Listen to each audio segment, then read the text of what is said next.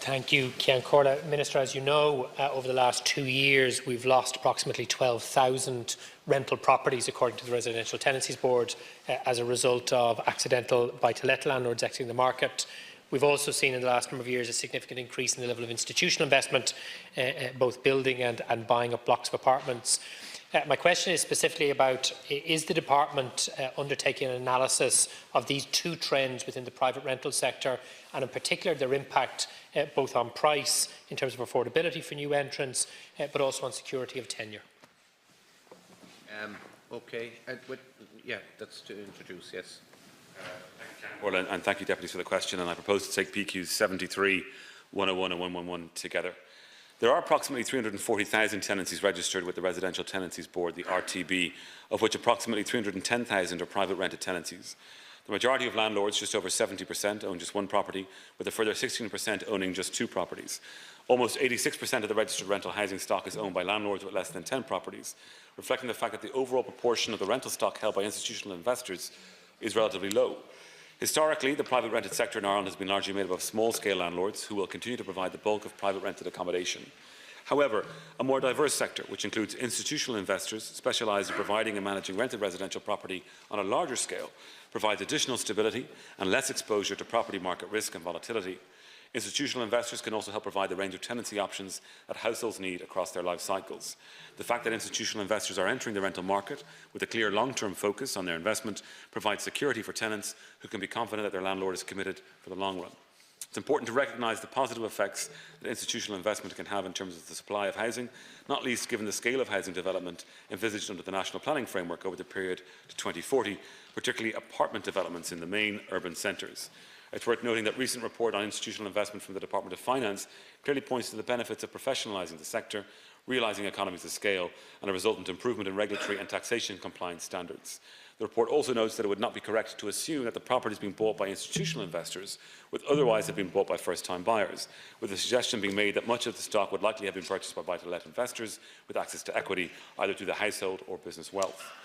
I'm committed to improving security of tenure of tenants, and I've brought forward additional measures in this regard for committee stage of the Residential Tenancies Amendment No. 2 Bill of 2018, which is scheduled for later this week. These include providing new powers to the RTB to investigate and sanction landlords who engage in improper conduct, including non-compliance with the rent increase restrictions in rental pressure zones, which are the areas where institutional investment tends to be concentrated. The legislation will allow the RTB to initiate an investigation without the need for a complaint to be made. It will also require the annual registration of tenancies with the RTB and significantly extend the notice period for tenancy terminations by landlords.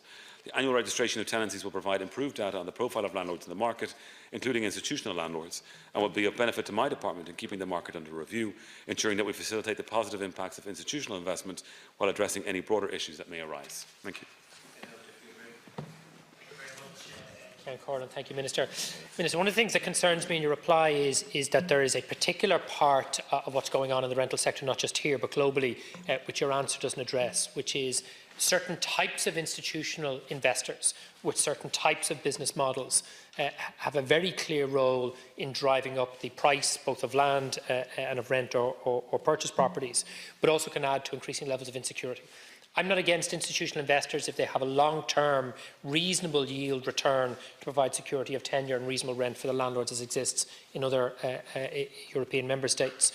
But the business logic, particularly of vulture funds that are looking for short-term, high-yielding rents, is having a particularly problematic impact on large cities. It's happening in New York, it's happening in London, it's happening elsewhere in Europe, and we're beginning to see it here. So my concern is, as we have a disorderly exit of accidental buy-to-let landlords from the rental market, which we've seen over the last 2 years according to the Residential Tenancies Board, and an under-regulated entry of short-term investment funds into the private sector, that is having a destabilising effect. Is that something you and your department are looking at? And if not, will you give a commitment to start doing so? Minister, a site adjacent to Central Bank Currency Centre in Sandyford and owned by the Central Bank was placed on the vacant site register in Dunleary Rathdown in Eoghan. It's bounded to the north by sports pitches and to the south by the M50 slip road. The bank appealed it, said the site creates a security buffer enabling surveillance, particularly of adjoining public roads. And Bord Panala accepted her decision, so it became a vacant site. The Carmelites on the Ballantyre Road, a site valued at 21 million plus, approximately 3.46 hectares. They said that they had planning permission for a car park. It was never used as a car park. Bord Penala accepted that was a vacant site because they had planning permission for it. Absolute nonsense. You're not going to catch the sites in it. With regard to the REITs, Minister, I had an argument in here on the 16th of January 2014 with Minister Noonan about what REITs were going to do to property in Dublin. And I said, I'm going to drive rents up through the roof. And he says, it won't happen, he says. I'm exaggerating. Well, it did. They have been an unmitigated disaster on the supply of housing and the supply of rent in Dublin. A disaster. Why don't you just admit it? Deputy John O'Sullivan. Thanks, Ceann Comhairle. My question follows on from Deputy O'Brien's question around short-term versus long-term institutional investment. And can I ask you, Minister, to what extent have you had discussions, are you and your government colleagues, or to what extent are you able to control the way in which these investments may come in, make money and go again? Or, you know, to what extent can you ensure that we get the kind of long-term professional landlord system that we see in other European countries that actually can provide stability for tenants? You know, have you been able to get any kind of reassurances in that regard? Thank you, Ceann Comhairle, and thank you, deputies, for the question. And just briefly, Deputy Wallace, I mean, of course we can find individual sites and make a judgment from that individual site for the scheme as a whole. But it would be wrong to do that, because we know under the vacant site levy that we have more than 300 sites now on the register, but more than 40 sites have now seen construction and development because of the levy.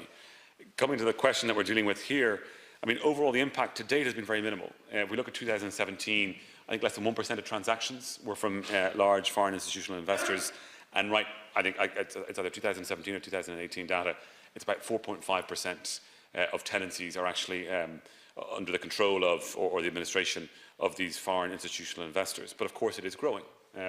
Part of the reason for that is because we have changed guidelines around build to rent to attract more finance in to actually invest in more apartments and more building and more development.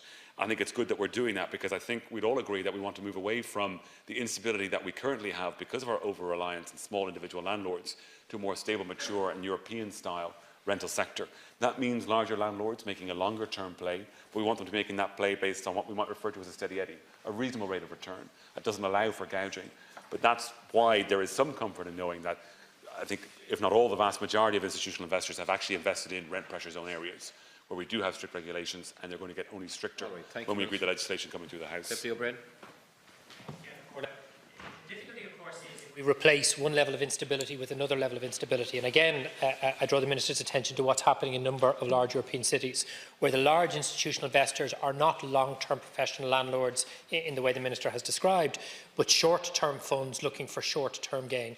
And of course, because here, for those particular investment vehicles, we don't charge tax on the rent roll, we don't charge capital gains tax when they flip the property at a later stage, and depending on how they're structured, they might not even pay dividend withholding tax.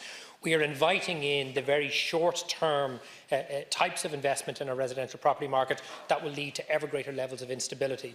So again, my question is the same, which you haven't answered in the first two rounds. Will the department look at the specific impact of these types of investment vehicles? Again, I stress, I'm not against long-term sensible investment in the rental market, so long as it's producing security for tenants in terms of security of tenure and rent certainty. That is not what's happening in other jurisdictions, and my worry is as these funds start to enter our market, we'll replace the instability of the small accidental landlord with the instability of the large institutional vulture fund, which is very, very bad for our rental market. Minister, I've lost count of the amount of initiatives on housing brought in here since we came in here. And there's one thing hasn't changed, right? Housing remains unaffordable. These are not tackling the fact that it's dysfunctional how we supply housing in this country. It is double the price of mainland Europe for the likes of a 3-bed within 30 kilometres of the capital city. That's the truth. And why is it like that? It goes back to the two simple, there's two aspects to it, right? More so than anything else. There's land banking, which you refuse to tax in a proper way, like other countries do, and there's a fellow called the developer who doesn't build anymore, who's looking for between 60 and 80 units as well. Until you tax land banking and until we've about 10% of our housing stock social housing. It needs to become about 30. You need to actually get interested in really serious numbers of providing in social housing. Tax land banking and about 30% social housing, and we'll go some way towards addressing the dysfunctional nature of the supply of housing in this country. Mr. Minister, and you suggested that you didn't think that they were really competing with first-time buyers, these institutional investors. Can you just tell us why they wouldn't be, or where the building is for first-time buyers then, of apartments in particular? Because I think you suggested that this is a different sort of set of properties, if you like. Thank you, Deputy, for the follow-up question. Just Deputy Wallace, I mean, the housing sector in this country was dysfunctional for decades, and it broke completely following a financial crisis. And what we're trying to do now is rebuilding in a way that is sustainable and won't crash again. And there is a levy on land, on vacant land. That's what we've been discussing in the previous question. In relation to our ambitions around social housing, 1 in 4 of every new home built last year was built for social housing. That's an ambition that no previous government has had, and we're going to continue it into the years ahead under the National Development Plan. And Deputy, sorry I couldn't come back to your question, but Deputy Wallace has brought us back into other areas. But in relation to this particular area, the ownership of a property doesn't abrogate a tenant's rights in relation to the rent controls that we put in place or into a lease agreement that they may have. We've brought in much stronger tenancy protections in recent years, and we're only going to strengthen them in the coming weeks. But of course, this is something that we keep under review in terms of making sure that as we both transform the RTB and make it a proper independent regulator of our rental sector, that it can have a proper view of exactly what's happening in the market. That's why the annual registration of individual tenancies is so important, to allow them to build up a proper knowledge base of exactly what is happening on a real-time basis, year in, year out, in our rental sector. In relation to Deputy O'Sullivan's question, but we keep it under review, of course we do, and I have discussed this report with Minister Donoghue, which is one of your earlier questions. And Deputy O'Sullivan, the view of the department that did the report was that it wouldn't necessarily be the case that had an institutional investor not come in and bought, say, 50 apartments in a single scheme, that would mean that 50 people who were going to be first-time buyers might have bought them instead. The likelihood on their analysis is that they actually might have been bought by individual buy-to-let investors, which would further perhaps enforce the instability that we have seen from having such a large share of individual landlords control such a large part of the property sector for rent in this country. Thank you, Minister. My apologies to Deputy Clare Dáil.